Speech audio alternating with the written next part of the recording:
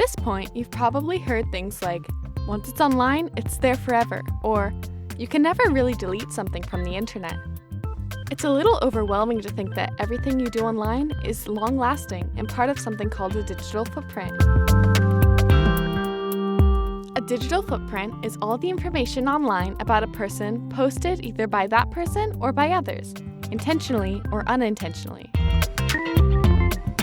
It's important to think about what kind of digital footprint you want to have. This is something you will have to continually think about as you navigate technology. One place that can contain much of your digital footprint is social media. Social media gives you the chance to choose how you present yourself to the world. You can take and share a picture in the moment, or carefully stage photos and select only the ones you think are best.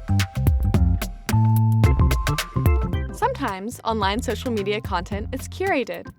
Curated means the person who is creating the content carefully stages, edits, and organizes what they post. Content can be curated to highlight the most positive aspects of anything you do, like hobbies, achievements, or even a normal afternoon. Anything you curate is also part of your digital footprint. But does your curated social media presence reflect the real you? Let's hear from some teens about how they present themselves on social media. I think that social media does make people more fake. Who's happier? Who's richer? Who appears to be the best? I would say that it's okay to post a version of themselves that's not 100% real. Yeah, I post things that I want other people to see. I do think that social media has an effect on how people act in real life. It carries a lot of weight. I do not believe in filters, photoshopping, face tuning, none of that. Yes, I think some people tend to obsess over their social media. It kind of loses the meaning of what the intention of social media was, to connect with other people.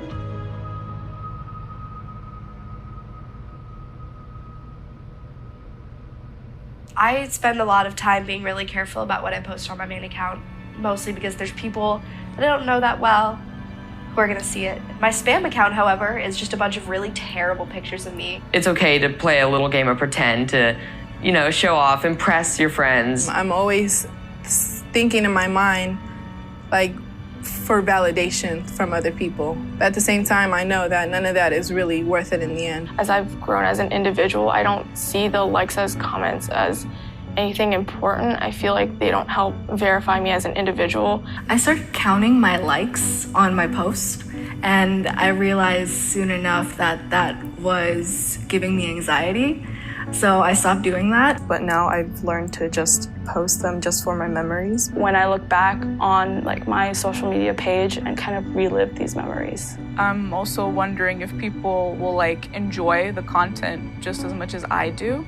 When it comes to likes, I never really think about that stuff. I don't think I feel pressured to post certain things. I feel the opposite. I feel pressured not to post certain things.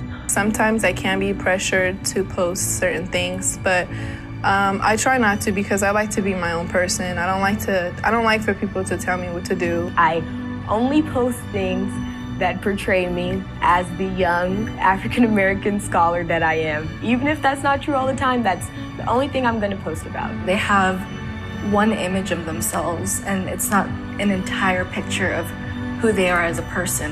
How I look and how I'm portrayed in society, I'm already expected to act a certain way, so when I put myself out on social media, I really have to watch how I carry myself. With social media or with the internet, you're able to pick and choose what people see. And it has its pros and cons. I'm an athlete and I'm going to attend college. With that in mind, I have to pay attention to scouts, I have to pay attention to other colleges and teachers and other opportunities that might be coming my way. I would say that curating your social media can be positive. People can see the very best life that you're living, and people can see you being happy all the time. It kind of gives you the power to be who you want to be and only let people see what you want them to see. It can turn negative really fast. If you are constantly displaying yourself as always happy, it can create a lot of anxiety and depression, just a lot of stress.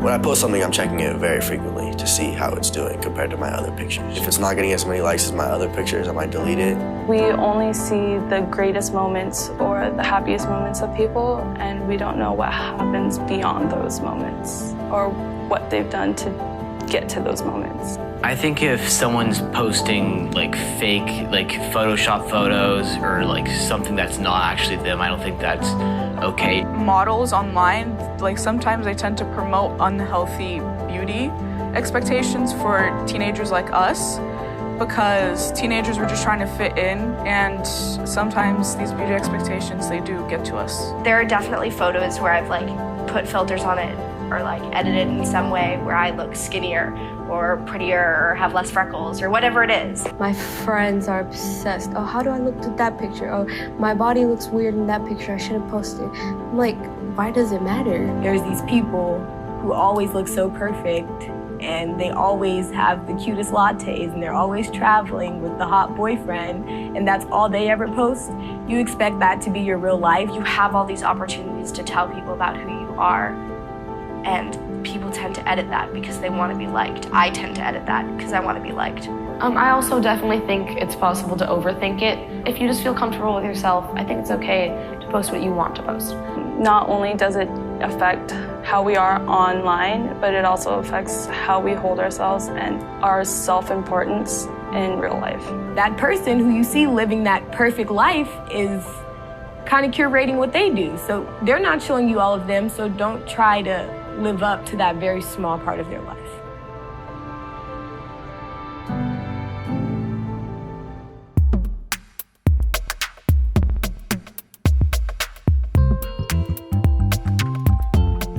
Now that you've watched the video, what perspectives stood out to you? Was there anything that you agreed or disagreed with? How do you feel about curating your social media presence? And does that curated social media presence help or harm your digital footprint? A lot of times, you may post something quickly or without thinking. Up next are a few questions you should ask yourself before you post. Am I posting something about another person without their permission? Am I sharing something that I wouldn't say to someone's face? Do I try to post only to create the perfect appearance? Am I uncomfortable with any part of my curated social media presence? Am I posting with the goal of making others feel badly about themselves? If you answer yes to any of those questions, it's best to take a step back and pause from posting anything. Remember that each post is a part of your digital footprint, and you are the biggest influence on what your footprint looks like. Curate your social media presence with the mindset of representing the real you.